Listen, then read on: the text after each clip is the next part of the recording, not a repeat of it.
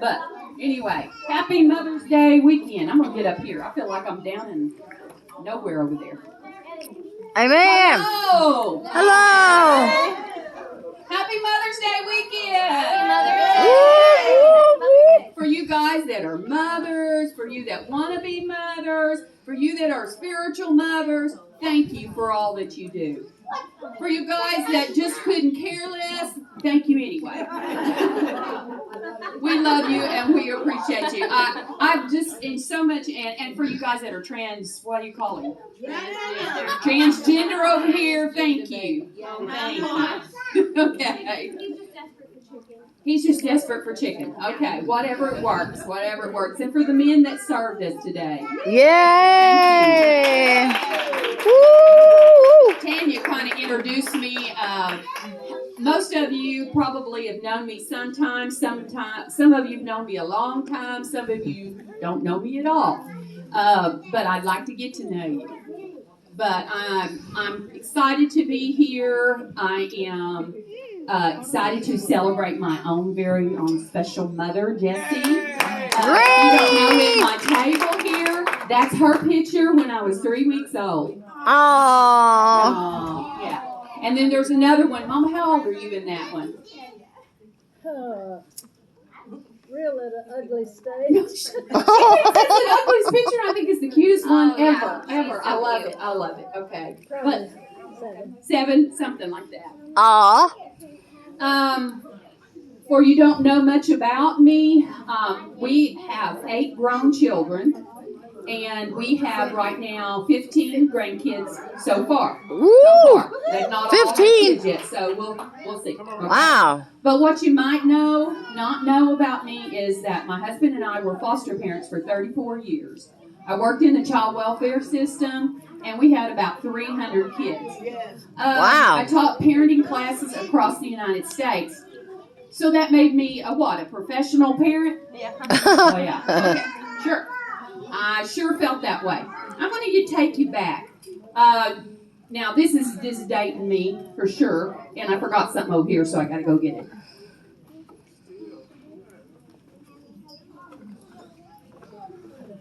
Oh, wow. The prom sack.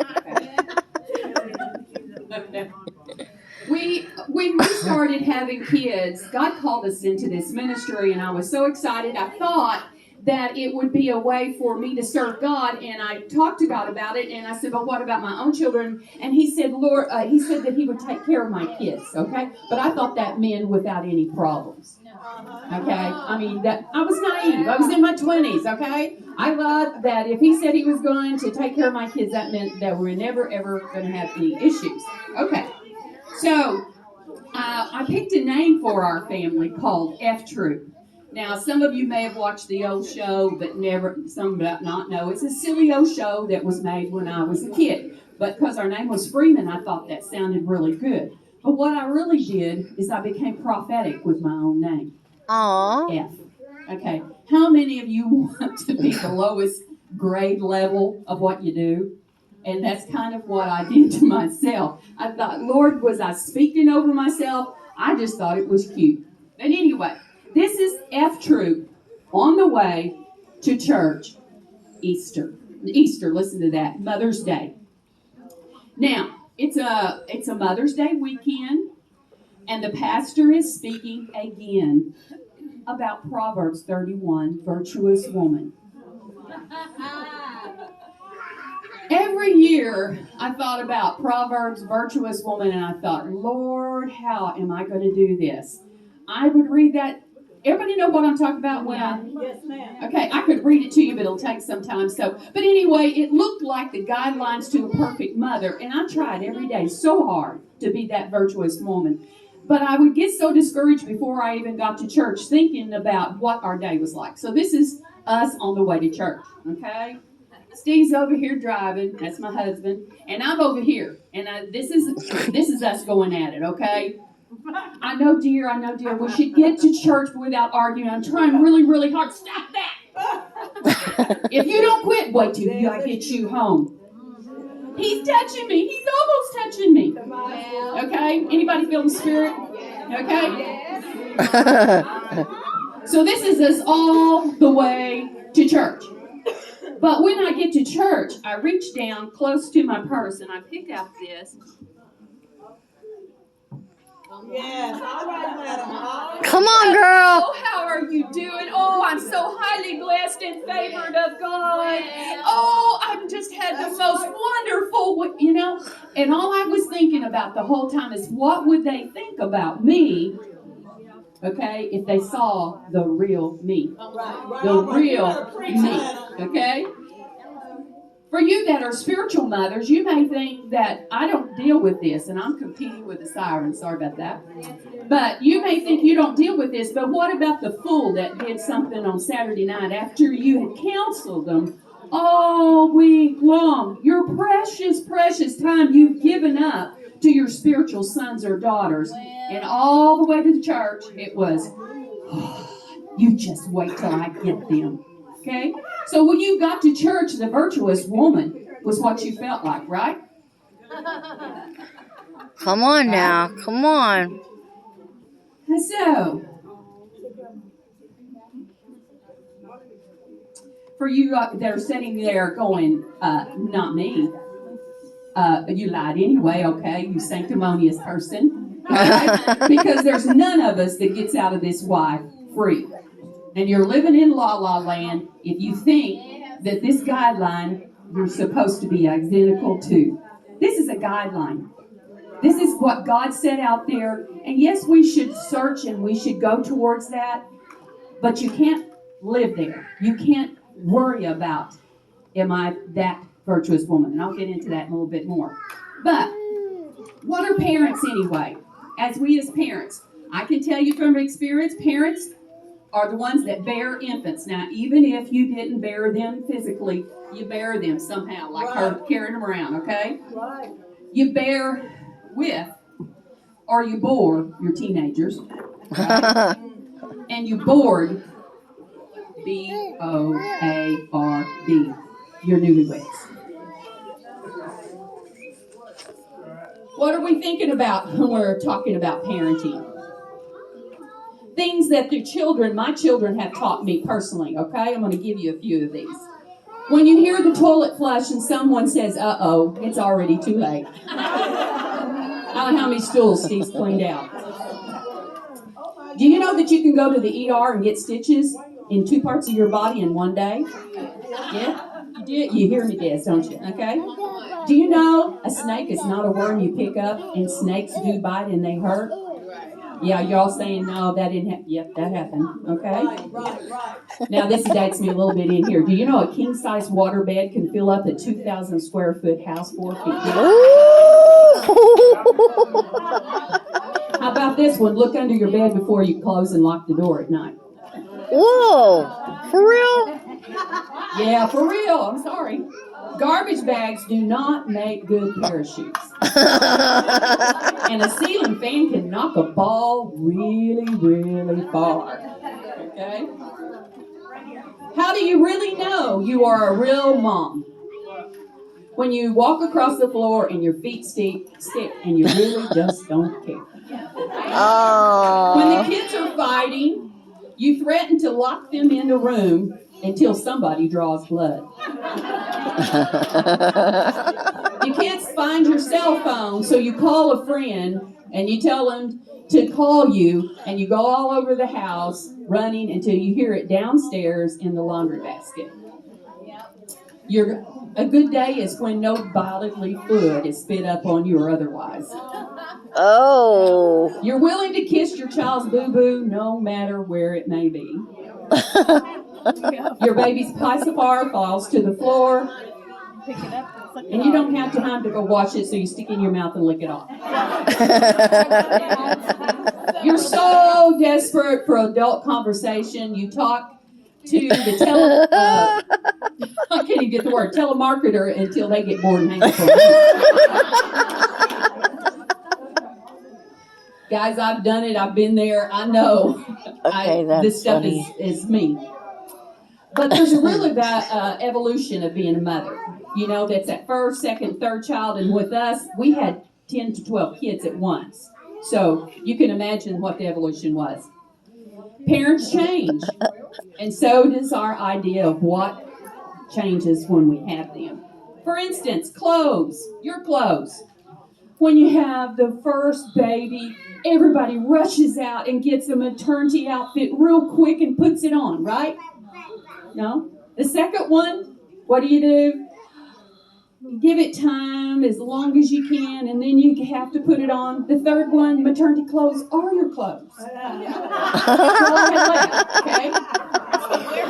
Ooh. The babies, about the baby's name. The first one, you get a book of names. You pronounce them over and spell them all out, and how so cute. The second one, somebody needs to name their baby after Aunt Mavis. Might as well be you. Third one, you open up the baby book and you do this. Okay? Preparing for birth. Oh. You go to Lamaze classes with the first one. You do all the breathing exercises. And with the second one, you don't go to Lamaze classes. You don't do breathing. You just know that didn't do any good the first time. The third baby, you ask for an epidural at the 8th month. Yeah, hallelujah. But as a parent, I had it basically handed to me in such special ways. These are the things that my own mama taught me. Now, Mama, please give me some forgiveness here, okay? Oh. And you could probably finish these for me, all right? Wait until You get home. your mother gets home, okay? As long as you live in this house, Do what I say. you'll do as I say. I brought you into this world. I can take you out of this Make world. another one just like you, okay? But what other things did my mama teach me? Logic. Because I said so, that's why. And I was not going to be one of those kids. I was always going to be, and I was going to say the proper right things. That probably lasted about 2 seconds. And then whatever, I thought, whatever, it come out of my mouth. I appreciate a job well done. I'm going to if you're going to kill each other, do it outside. I just finished cleaning this house. Time travel. If you don't straighten up, I'm going to knock you to the next. Yeah, next. Yeah. Or the next country. I saw this advertisements before we became extremely politically correct, and this mother did the whoop how. My mom's 5'2", and we had a car, and I swear it was a 6-foot hand that come to that back. But they said that in that commercial, they said that I'll knock you into another nation, and that child turned just in a flash into another nation. Oh. But anyway, foresight. Make sure you wear clean underwear. In case you're in an accident. I'm sure when you're bleeding all over the place, they're going to go, Mom didn't teach this child right. Irony. Keep crying. Something to cry about. All right. The science of osmosis. Would you look at that dirty neck? Oh. Okay. Or that's contortionism. I'm sorry. The science of osmosis. Shut your mouth. Or I shut it for you. Yep. and eat your spinach. Okay. Or you'll get it for breakfast. Yep. Stamina. You sit right there until you can eat that spinach. Oh. Weather. It looks like a tornado came through this room. Mm-hmm. For you that are not mothers yet, and you're planning on it, and you'd like some advice, do the mess test. Okay? Oh. I want you to get peanut butter and jelly sandwiches, and I want you to wipe them all over the walls and all over the curtains, and then I want you to get a fish stick and put it down in the couch and leave it there for a year. Ooh, girl. You guys don't you act like you hadn't done it, hadn't seen it, hadn't cleaned it, okay? Grocery store test. Get you an animal, preferably a goat, Take them to the grocery store. Let them knock everything. Now, I won't tell you which one of my children, but Pokey could probably tell you. Went in the grocery store, started at the aisle, and went like this to the whole peanut butter. Back then it was in glass jars, okay? Ooh. Yeah, I knew it. Spank, spank. So let them run wild and pay for everything they break. Ooh. Night test. Get you a sack, a cloth bag, fill it up with water, I'm recording. and I'm it's recording. going to weigh about 8 to 10 pounds. And I want you to start about 8 p.m. I want you to rock and sing till about 9 p.m. Put it down. Set your alarm for 10. Pick it up again. Sing all the songs that you know, and then make up some. Okay? Set your alarm for 2 more hours. Get up. Sing more songs. Rock for longer. Longer. Set your alarm for 5 p.m. Get up and make breakfast. And keep that up for 5 years. And smile like you like it. Smile. Final assessment. Find someone with children. I have a beard. Tell them how much you know about it. Tell them how to discipline their kids. How to have patience and tolerance. And just know that take a picture of it and a video, because that's the last time you're going to ever be able to say that again. You're going to eat your words, I guarantee you. Oh. But of all the things I learned, these are the things that I love the most. That I learned from my own mom. Okay, this is important. Someday when your children are old This is enough to important. understand the logic that a parent has, that motivates a parent, I hope you will tell them, I loved you enough to ask where you were going and who you were going with. I loved you enough to insist that you save your money and buy a bike that I could have bought for you. I loved you enough to be silent and let you discover that your best friend was a jerk. I loved you enough to make you pay for the toy that you broke. Now, this was my mother's favorite. And go back to the grocery store and tell that person you stole it. Oh, hallelujah. I loved you enough to let you see anger, disappointment, and tears in my eyes. Children should know that their parents aren't perfect. I loved you enough to let you assume the responsibility for your actions when the penalties seem too large. But most of all, I loved you enough to say no when I knew that you would hate me or thought you would hate me. These are the most difficult battles of all. I hated it at the time. I'm glad that now that my mama modeled that stuff to me. And so I've been able to go to my own children that are raising children of their own and know that this is the way it is. This is the virtuous woman. This is the virtuous woman.